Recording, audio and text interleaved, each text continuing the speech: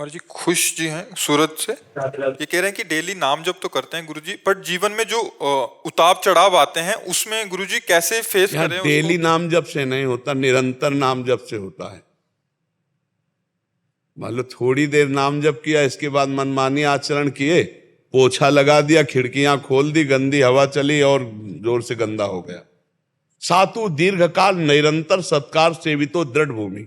दीर्घकाल तक निरंतर आदर सहित नाम जपते हुए ही खाना पीना सोना जागना क्रियाएं सब करना, तब आप माया मुक्त हो पाओगे, तब आप समझ पाओगे इस माया की चाल को। क्या प्रश्न है? कह रहे हैं कि गुरुजी कैसे फेस करें और उस समय सकारात्मकता अपने आप में कैसे बनाए रखें कि मतलब यश हुआ तो उछल गए और अपयश हुआ तो? देखो, जब विभीषण जी ने भगवान से कहा कि रावण तो रथ में विराजमान है और आप जमीन पे, रावण रथी बिरथ रघुवीरा, देख विभीषण भयो अधीरा, तो पूरे रथ को भगवान ने अध्यात्म का बताया कि जिससे विजय होती है वो आध्यात्मिक। हम खास, जो रथ में खास विषय होता है वो सारथी होता है। उसमें जो भगवान ने कहा ईश भजन सारथी सुजाना, जो अपने इष्ट का निरंतर भजन है वही इस रथ का सुजान सारथी है। जो निरंतर भजन करेगा वो पॉजिटिव चिंतन ही करेगा, वो हर बात में कृपा देखेगा, हर बात को संभाल लेगा। अब भजन तो है नहीं, थोड़ा बारा भजन करते हैं वो भी इस काम से कि हमारा काम बन जाए, हमें अनुकूलता मिले, सुख मिले, इसी भाव से शुरुआत होती है। अब प्रारब्ध अशुभ आ गया तो फिर उसकी श्रद्धा भी डामाडोल हो जाती है, भजन भी छूट जाता है। अगर सत्संगी है तो फिर जब बहुकाल करी सत्संगा तब ही हो सब संशय भंगा, इसमें डट के लगना पड़ेगा। तो महाराज जी फिर मुख्य साधन सत्संग हुआ महाराज जी काफी इसमें? बिल्कुल, बिना सत्संग के तो है नहीं। मत कीरति गति भूति भलाई, जब जय जतन जहां जय पाई, सो जानो सत्संग प्रभाऊ, लोकों वेद न आनु पाओ। और उपाय ने सत्संग के द्वारा, साधु संग के द्वारा ही अध्यात्म की गति होती है। और सत्संग को समझने के लिए नाम जप महाराज जी? हाँ, बिना नाम साधन को हरि भजन है, कै सत्संग सहाय। अगर सत्संग और नाम जप दोनों चलते रहे तो फिर इसका समाधान हो सकता है, अन्यथा नहीं हो सकता। जैसे वो अभी पीछे में पूछ रहे थे कि मैं अपने लिए करता हूँ या अपने परिवार के लिए करता हूँ, मेरे जीवन का उद्देश्य क्या? मैं दिन भर लगा रहता हूँ, लेकिन क्या उद्देश्य, मैं किसके लिए करता हूँ?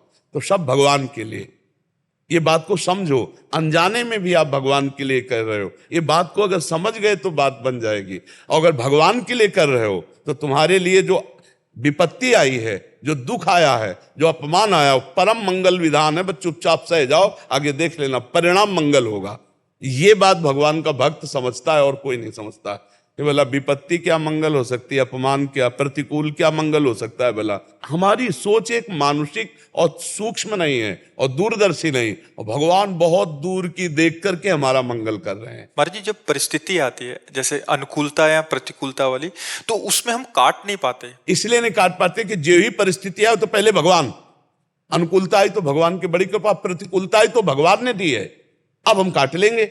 हमारे अंदर ज्ञान जागृत हो जाएगा कि भगवान ने प्रतिकूलता का विधान किया, कोई मंगल बात है।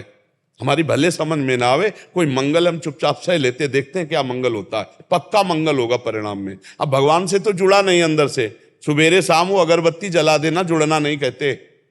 आप बात समझना, चित्त तो संसार से जुड़ा है, अहम तो संसार का है, देहाभिमानी है। वो भगवान से जुड़ा किससे है? अगरबत्ती जला देना, फूल चढ़ा देना, भोग लगा देना, ऐसे वो एक शुभ कर्म के अंतर्गत आएगा बिना भगवान से जुड़े। और वो कोई भगवान से जुड़ना नहीं माना जाता।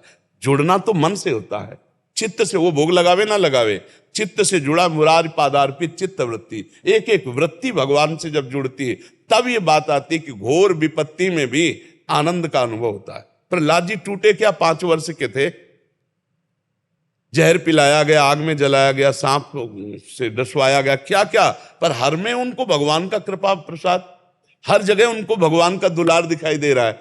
तो हम अगर भगवान से जुड़ेंगे, सत्संग सुनते रहेंगे, नाम जप करेंगे, तो ही इस संसार का समाधान हो सकता है। नहीं, हमारे लिए जो विषम संसार है वो हर समय कभी सुख कभी दुख, कभी लाभ कभी हानि, कभी जय कभी पराजय, ये देता ही रहेगा।